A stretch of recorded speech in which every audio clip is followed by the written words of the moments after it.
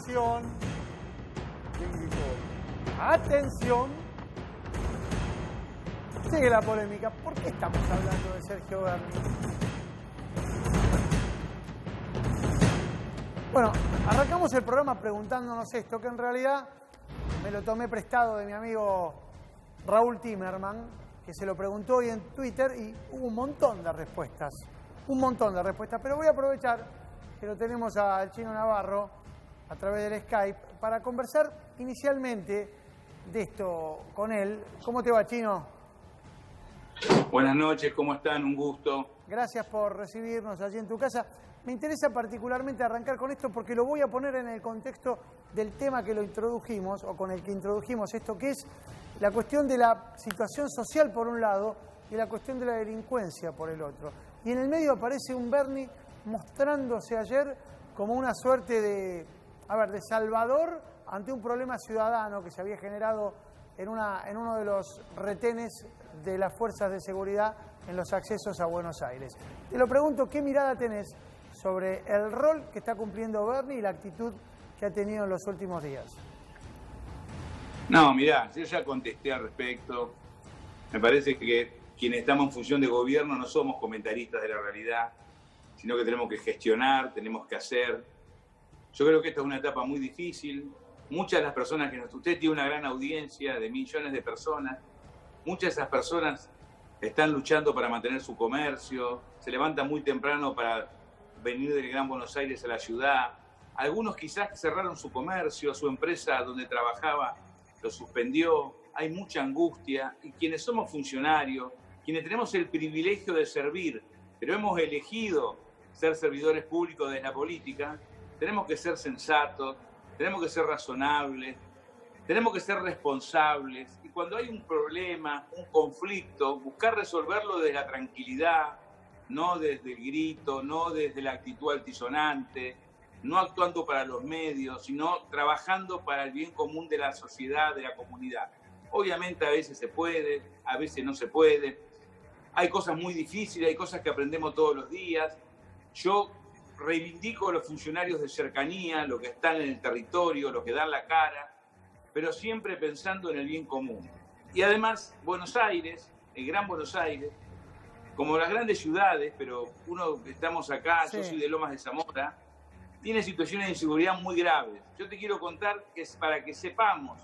Hace unos días, Ignacio Seijas, un chiquito de 17 años, le golpearon la puerta y entró la policía policía bonaerense, que estaba buscando ladrones de una escuela y venían con una orden de allanamiento. Ajá. Se equivocaron de casa, dispararon con una escopeta, le volaron media cara. Este chico está por perder el ojo. Por lo tanto, ante ese dolor, ante ese drama, mínimamente tenemos que ser responsables los ministros, los secretarios de la provincia o de la nación. Bueno, eso voy. Lo que está en juego no es la actitud de los dirigentes o de los funcionarios, sino la suerte de 44 millones de argentinos. A eso voy, episodios lamentables de este tipo de acciones que a veces se encuadran dentro de lo que se denomina violencia institucional o gatillo fácil. Pasa, lamentablemente, insisto, en un montón de lugares, ha pasado en la provincia de Tucumán, ha pasado el otro día, aquí en el A1 1114, con un chico que también recibió un balazo por la espalda de un gendarme. Ahora, voy al punto, digo, ¿qué significa la presencia de un dirigente que plantea una situación que tal vez irrumpe dentro del contexto de pandemia, de situación social de hastío, y marca una diferencia porque divide aguas, incluso dentro del gobierno, su actitud? No sé a qué te referís puntualmente, pero si hablas de Sergio, yo ya hablé, tengo afecto por Sergio, es mi amigo, reivindico su cercanía en el territorio, pero me parece que si yo sigo hablando, hago más de lo mismo. Entonces, no es un programa de análisis. Vos comentás y vos analizás, está muy bien porque es tu tarea. Yo soy funcionario. Yo tengo que hacer, tengo que resolver, tengo que gestionar. Sí. Entonces, Chino, le pregunto... Yo lo que dije, ya lo dije, sí. Y trabajo todos los días poniendo la cara para resolver los problemas como millones de argentinos. Pero hay millones de argentinos que no son funcionarios, que no tienen la suerte de ser servidores públicos como nosotros y tener un sueldo del Estado para hacer lo que nosotros queremos hacer, que es servir a la sociedad.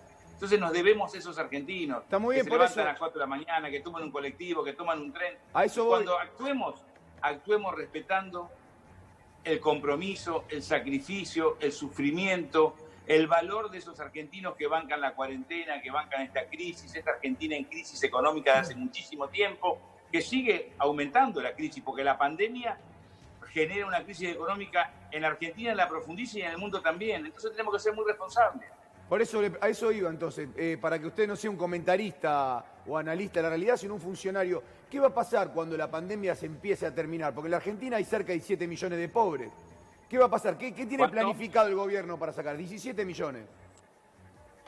Sí, puede ser, no sé, pero va a haber muchos millones de pobres. No, estoy haciendo el cálculo más, si lo decimos así, estoy haciendo el cálculo...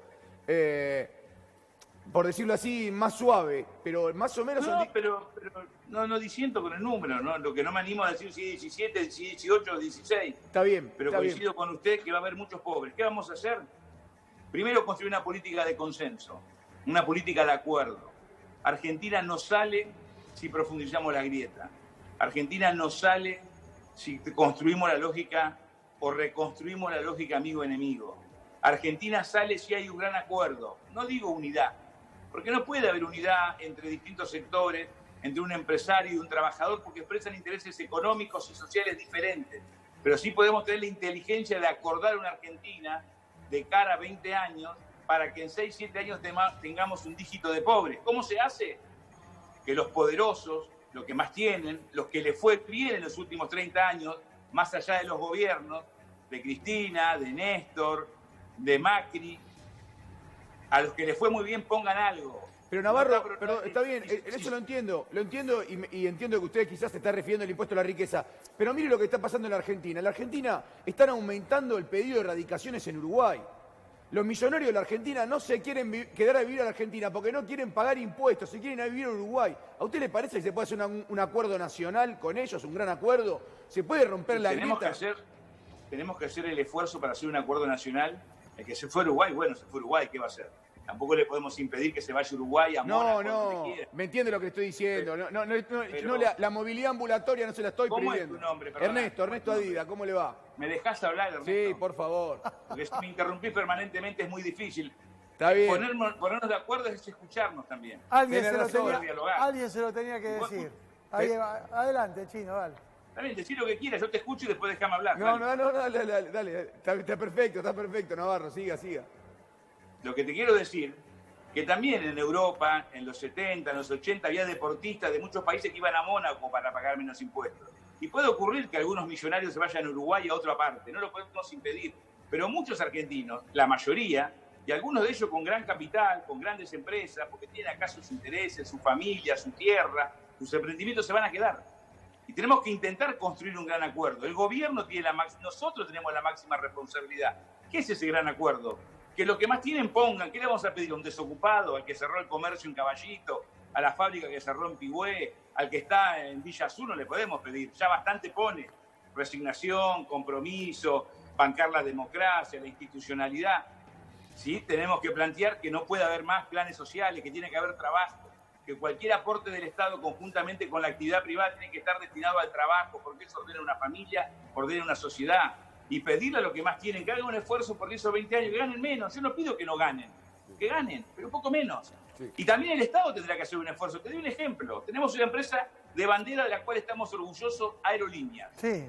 Nosotros tenemos que pensar, si ganamos en los vuelos de cabotaje, de acá Jujuy, de acá Trelew, de acá Comodoro Rivadavia, de acá Mendoza, y perdemos de acá Madrid, de acá Londres, ¿no deberemos repensar si Aerolíneas no tiene que ser una empresa de cabotaje, una empresa que transporte argentinos en el interior del país y quizás no tener planes de vuelos internacionales donde perdemos cientos de millones de dólares? ¿No merece ser discutido eso?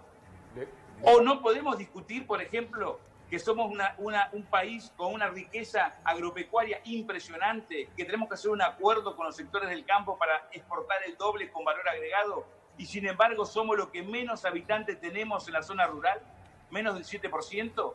¿No deberemos repensar un plan a 10 años para que 1 millón de familias vuelvan a poblar el interior del país con una casa, con 5 hectáreas, 10 hectáreas, con maquinaria, con apoyo del Estado, con créditos blandos? ¿No debemos pensar un plan de obra pública que movilice a cientos de miles de personas construyendo cloacas, asfaltos, agua, gas, en todos los centros urbanos del país donde falta.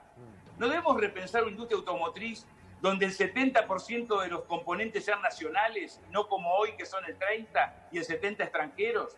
Mejor que sea el 70% nacional y el 30% extranjeros. Las cosas hay que discutir. ¿Pero con quién hay que discutirla? Con las empresas automotrices, con el sector agropecuario, con la oposición, con el conjunto de la sociedad, con la CGT, con las organizaciones sociales, con la UIA. Si hacemos esa apuesta y tener una Argentina de un acuerdo, de un consenso, donde construyamos puentes para que no nos veamos como amigo-enemigo, después de la pandemia hay un destino, hay un futuro, hay un horizonte de una Argentina de trabajo.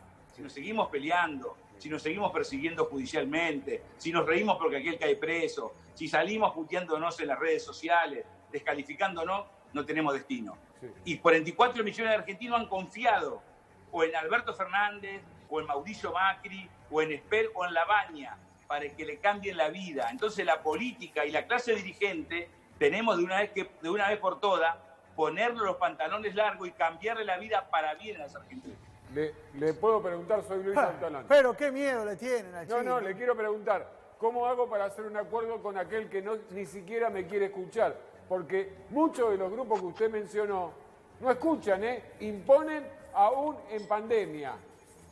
Por eso el impuesto a la riqueza ya es casi un bono a favor de la sociedad de fomento de Villa Lugano, por dar un ejemplo. A mediados de julio se va a presentar en el Congreso seguramente el proyecto de impuesto a la riqueza. Y se va a discutir, como corresponde en democracia, con mayorías y minorías. Yo creo que se va a aprobar. Pero la primera actitud para que vos me escuches es que yo quiera también escucharte a vos. Por eso cuando te dije, ¿querés hablar? Yo te escucho, no tengo problema. Yo primero tengo que escuchar para que después pedirte a vos que me escuches. Habrá alguno que no escucha, bueno, es un problema de él. Pero nuestra obligación es construir consenso. Te voy a dar un ejemplo histórico. Entre 1914 y 1945, Europa, fueron guerras mundiales, pero Europa principalmente murieron millones de personas, principalmente franceses y alemanes. 2 guerras tuvieron. ¿Qué hicieron después de la Segunda Guerra Mundial? Aprendieron la lección, construyeron algo común, que es la Unión Europea, construyeron una moneda, dialogan, ¿se quieren? No se quieren, se tienen antipatía futbolísticamente, en términos culturales, pero entienden que tienen un destino común. Por eso ahora, cuando termine la pandemia, ¿quién van a discutir el futuro de Europa? Merkel y Macron, primeros ministros de Alemania y de Francia. Aprendamos esa lección. ¿Por qué yo tengo que ver como enemigo al que piensa distinto? Aunque desconfíe de él, aunque no lo quiera, aunque tenga historias para contar de 20, 30, 40 años, dictadura de por medio. Porque si no, no tenemos destino. Nosotros a nuestros hijos le tenemos que mostrar una certeza, un horizonte, que mañana va a ser mejor que hoy. No significa que tenemos que pensar lo mismo. Yo no pretendo unanimidad, no pretendo convencerte. Sí que entendamos que todos tenemos que ceder algo para construir una Argentina asignada al bien común. Perón decía que hay que persuadir. Tenemos que aprender a persuadir, a hablar. Yo, por ejemplo, me estoy escuchando y hablo fuerte y tengo que bajar el tono. Tranquilízate, Chino. No tengo que estar tan entusiasmado. Tengo que también tener el don de gente, de escuchar otras opiniones, porque quizás sean mejores que las mías. Fui yo, Navarro. Fui yo que no lo dejo hablar. La culpa fue de Adida. Fue la culpa mía, Chino. Navarro, que no lo dejo hablar. Esperá que estamos medio demorados. Decime Chino, no me digas Navarro. Chino, dale. Gracias por el diálogo. Como siempre, es muy interesante escucharte y conversar con vos. Un gusto, un saludo para la audiencia, porque es la que banca todo lo que pasa, y un saludo para tu equipo. Y espero que toda esta cuarentena la podamos afrontar con paciencia y con una dosis de alegría familiar. Un abrazo grande. Abrazo enorme. Bueno, nos metemos en otro tema, de la mano de un... ¡Atención! ¿Qué pasó? ¡Atención! Pues con todo. Sigue la polémica. Ahora piden